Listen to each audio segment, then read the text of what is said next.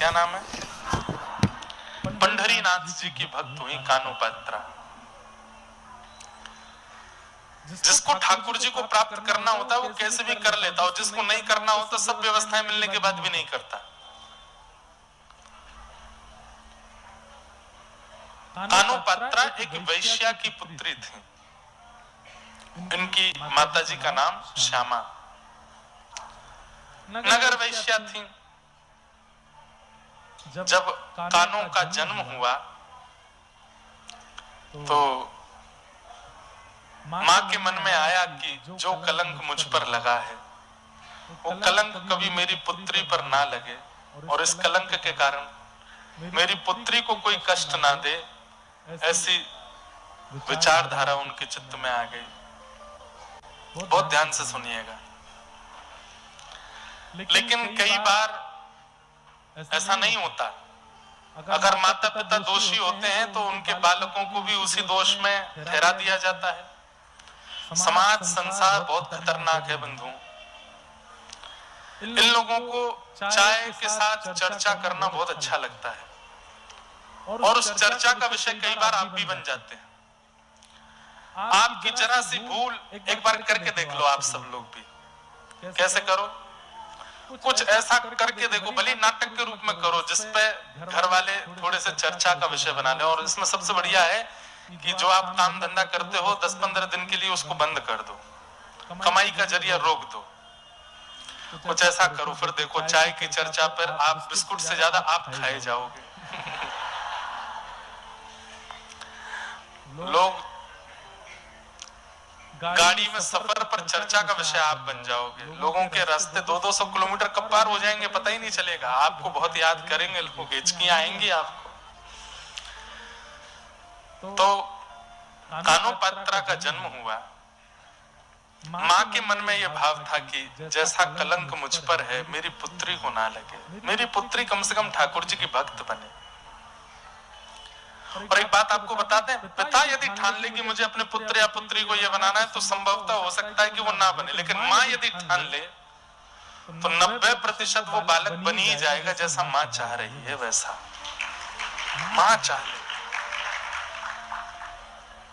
तो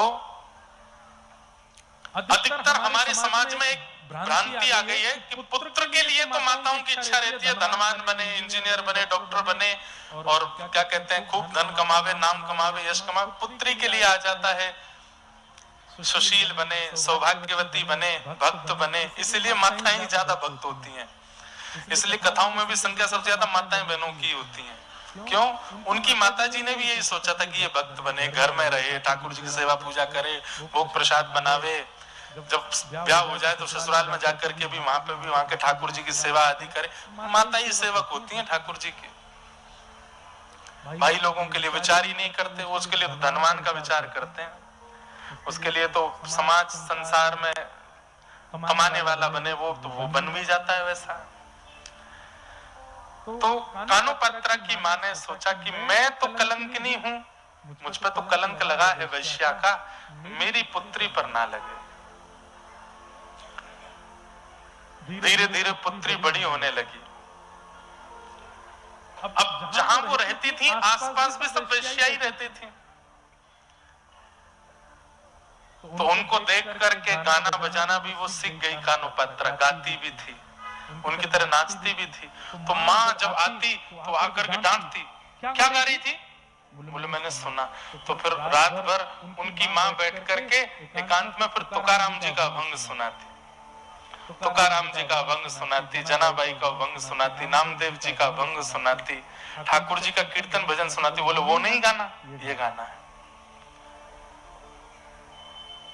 धीरे धीरे कानोपात्रा में वैसी ही भक्ति जागृत होने लगी, वैसा ही भाव कानोपात्रा के चित्त में आने लगा।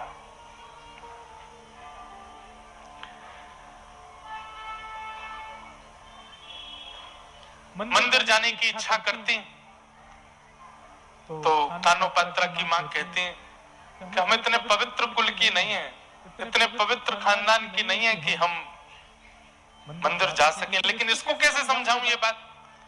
मंदिर जाएंगे तो कोई रोकेगा टोकेगा, हमें नहीं जाने देगा। रात्रि में जब माँ कहीं जाती तो पूछती, माँ आप मुझे रात में अकेला छोड़ के चली जाती हो, मुझे भी लेके चला करो साथ में। तो माँ झूठ बोलती कि हमारे नगर में भूत प्रेत बहुत है, मैं उनको भगाने जाती हूँ। इन बातों से वो रुक जाती। लेकिन कब तक छुपाए छुपे बातें, धीरे धीरे कानू पात्र जब बड़ी हो गई